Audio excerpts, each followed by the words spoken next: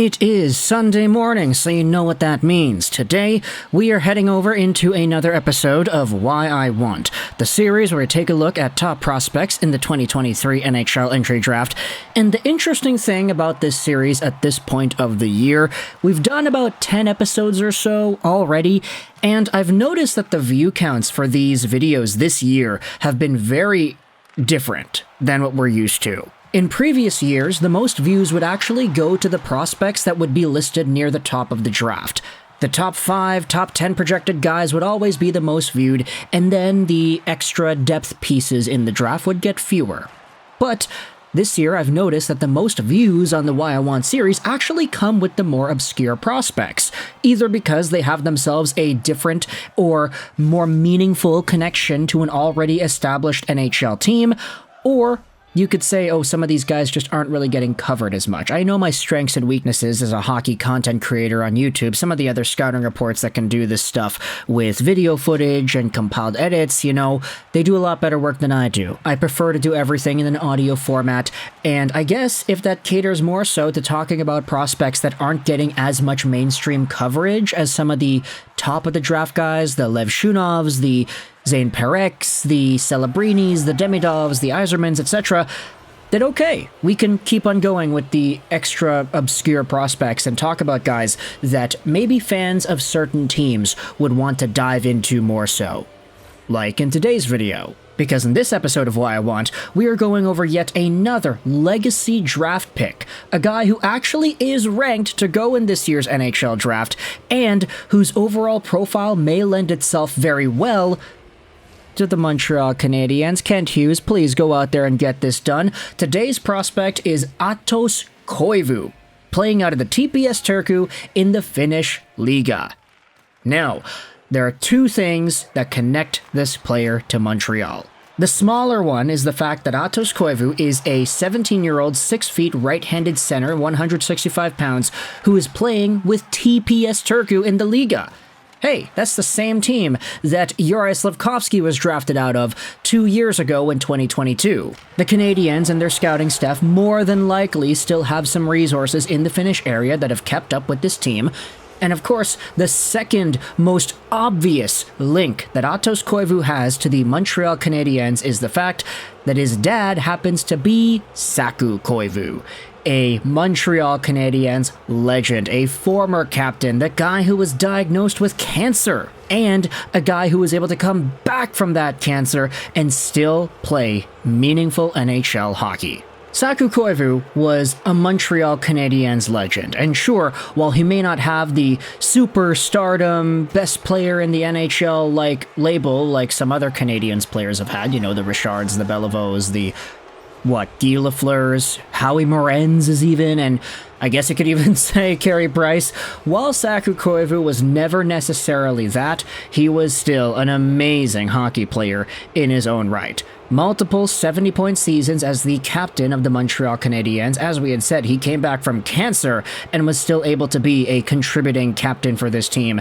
And then he ended off his career with the Anaheim Ducks, where he was still a fairly productive player.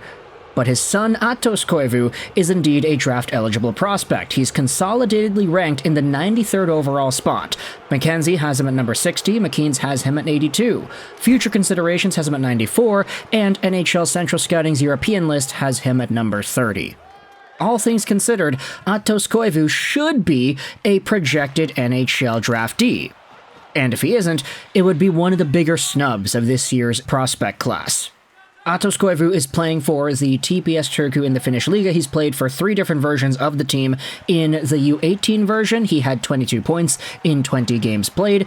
In the U20 version of the team, he had 31 points in 28 games played.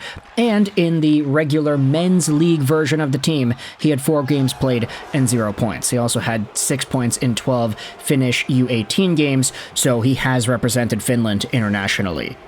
The best part about Atos Koivu and his profile, though, is the fact that he did have some solid point production in the Junior U20 SM Liga. 31 points in 28 games played isn't the most amazing thing in the world, but the fact is it's good enough where you could say, yeah, he kind of deserves to get drafted. It wouldn't be the worst thing in the world for a team to take a flyer on this guy.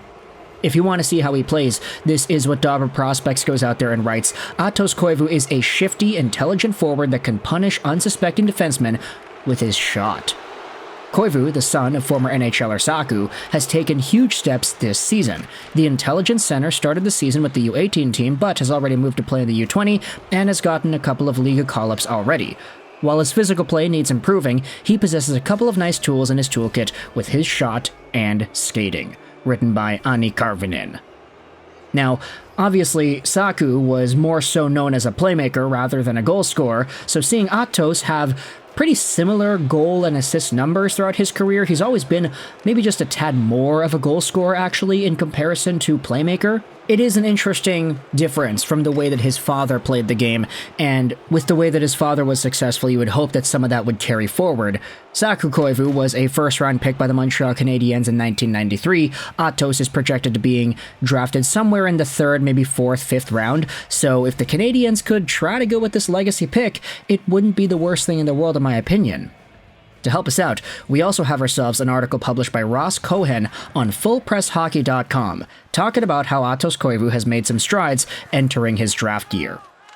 Take a look at what Atos Koivu said after his first game at the Five Nations tournament. My goal was good passing from my teammates. I got to put that one into an open net. The goal that I assisted on was a nice goal from our line. Back home, I've been a first and second line center, the same role as here in the Five Nations tournament. I think I'm the type of player that could play first or second line center. There also was a comment that he made about being left off of the Hlinka Gretzky team last season, battling a little bit of adversity. I want to show my offensive abilities, and I also want to be a defensive player, even though I'm not at my best in the defensive zone. Then I want to show my offensive skills and my shot. That way I can make my teammates better and overall play well on the ice. There are a few extra comments made by Atos Koivu in regards to his season so far, his U18 campaign, how he's played with the Liga.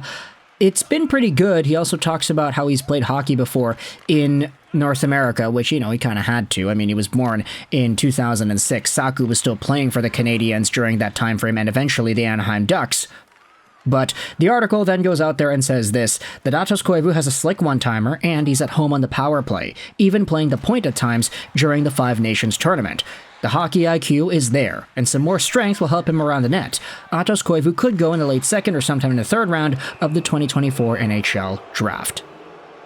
And realistically, I mean, the guy is only 165 pounds at 6 feet, so he's definitely not the biggest guy out there, but if there's one thing I've learned about the Montreal Canadiens and their drafting patterns, it's that they don't really care if guys are small. Even going back to Marc Bergevin, we have seen all these players get taken, get used, and get developed. From the Sean Farrells to the Lane Hudsons to the Cole Caulfields and the Nick Suzukis. Okay, Suzuki wasn't the draftee he was traded for, but you get what I mean. The Montreal Canadiens are not afraid to take guys who are smaller. From the Xavier Simoneaus to the Raphael Harvey Pinards. There are a bunch of guys that are a little bit less well-known, a little more under-the-radar names that the Canadiens take swings on because they have upside and because they happen to just be strong hockey players. Atos Koivu could be one of those if you talk strictly about the skills. He's got a good one-timer, he's got good shooting mechanics, he can move himself into open areas, he just has to work a little bit more on his defensive game and work on his physicality, but of course, the main attractive part of Koivu's profile is the fact that he would be a legacy draft pick. So if you're a Montreal Canadiens fan tuning into this episode of Why I Want, let me know in the comments what are your opinions about the Habs taking a swing on this guy. If you're not a Canadiens fan, let's say you're a Ducks fan, would you be down to draft Saku Koivu's son somewhere in the 2nd or 3rd round of this year's draft? If you're a fan of any other team, then what are your opinions about this player, and do you think it's worth it to think about him somewhere in the top 60 or 90 picks? For Montreal, there's just so many links here from the TPS Turku thing to the dad thing that it seems like a match made in heaven, but let's not put the cart before the horse here, alright? So let me know your thoughts in the comment section below about Saku Koivu's son, Atos Koivu, how he is an eligible prospect in this year's draft, and where you think he'll go, what you think he'll be at the NHL level. If it's up to me, I wouldn't really be surprised if he didn't make the league because it's very rare to see 2nd or 3rd rounders actually succeed in that capacity, but if Atos Koivu becomes, let's say, a middle to bottom 6 scoring threat, then that's a pretty alright bet in my opinion, especially in this range of the draft. Let me know your thoughts in the comment section below. I hope you enjoyed this video. And Bye.